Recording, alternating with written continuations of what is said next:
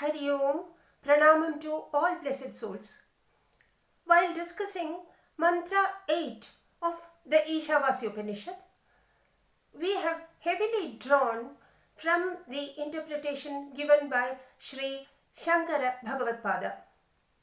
Still, perhaps we can highlight one or two points where Sri Aurobindo Ghosh differed from Sri Shankaracharya. Sri Shankaracharya points it out that the mantra has started with Saparyagat. He has gone in all directions. Thereafter, he, the Brahman, has been described as Shukram, Akayam, Avranam, Asnaviram without sinews, Shuddham, Apapavidham, untainted by sin, and so on. There the neuter gender has been used. Later, in the next line, the description proceeds with words like Kavi, Manishi, all in masculine gender. So Sri Shankara Bhagavatpada says that all these intervening epithets should be treated as in masculine gender. The neuter gender has to be altered to masculine gender. What Sri Shankara Bhagavatpada said was Shukram ityadini vachamsi pullingatvena parineyani. This is what Bhagavatpada said.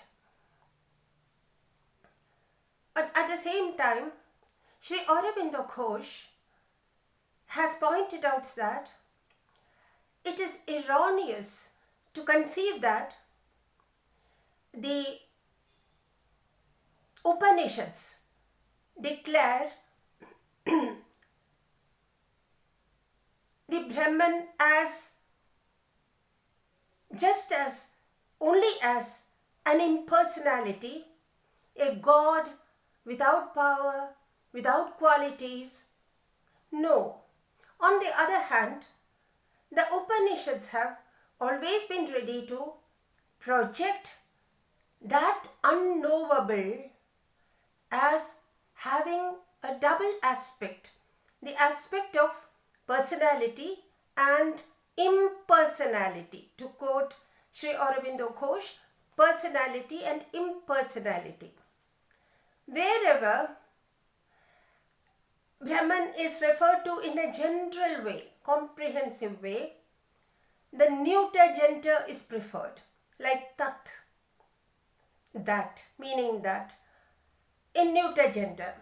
But where that aspect of Brahman by which we call him the Lord of the universe, governing everything in the universe, inhabiting the universe, at the same time transcendental to that, then we prefer to use, the Upanishads prefer to use the masculine gender as Purusha, Ishvara, and so on. Thus, he does not suggest or he does not exhort us to change alter the gender. Quite comfortable either way. The immutable Brahman has been referred to in the first line. It is he who has gone abroad. Going abroad is the expression used by Sri Aurobindo Ghosh. And he is Kavi, Manishi. The universe is his poem. Manishi, the universe is governed by him, by the Lord, according to his conception and determination. Similarly, when it comes to the question of the interpretation of the expression Shashwadibhya Samabhya Yadhatatyotha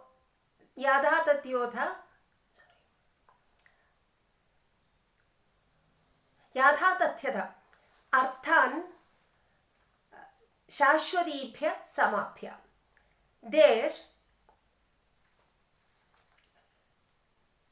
Shankaracharya said that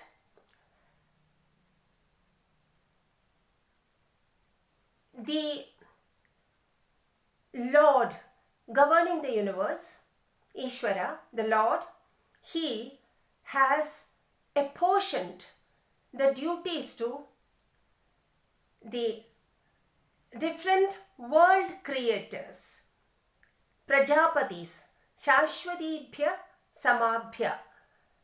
By Samabhya, Sama is again explained as Samvatsaras. And Shankara Bhagavad-pada says, the duties have been apportioned to the Prajapatis known as Samvatsaras. And they have been there always. They are eternal personalities. These have been apportioned to them. The duties have been apportioned to them according to the action and the result of action, the endeavors and fitness of all beings. Everything is as it ought to be. Yatha tathyata. Arthan vyadhadat. The objects, all things, all padarthas have been apportioned, divided according to how it should be. Here, there is a mention of Prajapatis, but Shri Aurobindo Ghosh doesn't make any reference to the world creators. He doesn't make any reference to the Prajapatis. Shri Aurobindo Ghosh says that when the subjectively described Brahman, when that is brought to the face of the universe, the plane of the universe, the relative plane, and described objectively, it is also mentioned that the general law of all the beings, all the becomings, this is the expression he uses. Brahman the being, becoming the becomings. I am quoting Shri Aurobindo Ghosh. Being, becoming the becomings. In this process, the objectively described power, the governing force, that Lord decides what law is to govern all these beings in general. And the same Lord has also ordained that each object will hold within itself its own laws. And it has been like this for all times. Shashvatibhya Samabhya. It has been like this throughout. Sempiternally. It has been like that. Time coexists with universe. When there is no universe, there is no time also, no time, no space. So, time is not described, explained by Sri Aurobindo Ghosh as eternal. Here it has been mentioned sempiternal. He is referring to the perpetuity in which the objects hold the laws within themselves. So these are two pronounced differences. One is about the alteration of the gender. The other one is, while Sri Shankara Bhagavad-pada said that Yatha tathyata arthan vyadhadat shashvatibhya samabhya, the duties have been apportioned, divided among the world creators according to what is due to each one, depending on the fitness, the karmas and results. This is what Sri Shankara Bhagavad-pada said, whereas Sri Aurobindo Ghosh plainly says that all these objects have been holding within themselves the laws to govern